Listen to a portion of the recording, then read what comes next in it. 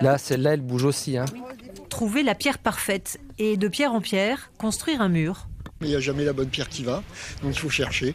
C'est une épreuve de patience ? Oui, c'est un jeu de patience et puis c'est bon pour la tête, quoi. Ça, c'est une sorte de méditation aussi, construire un mur en pierre, moi, à mon niveau, quoi.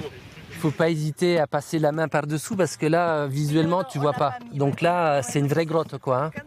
Débutants ou confirmés, ils sont une dizaine de stagiaires formés ici pour une semaine aux techniques historiques. Le professeur s'appelle Harold. La mission, rebâtir comme avant et tant qu'à faire, mieux. Ils bâtissaient comme ça, une rangée de pierres et à l'arrière, ce qu'on appelle du remblai, de la petite pierre du clapas. Pas de clapas, ici des murs pleins pour reformer ces terrasses, des aménagements agricoles en vogue au 18e.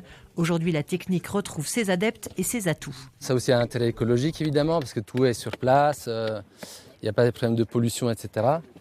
Et donc, voilà, il y a savoir-faire, esthétique, contact avec la matière, contact humain aussi, parce qu'il faut se parler, organiser le chantier, s'entendre, etc.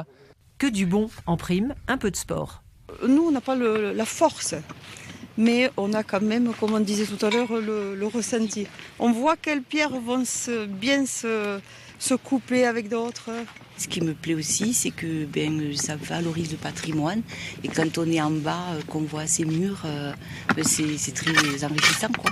Chaque année, ces formations gratuites sont ouvertes à tous. Et pour les passionnés, Verrières propose aussi les samedis de la pierre sèche. Une fois par mois, un rendez-vous pour jouer les bâtisseurs.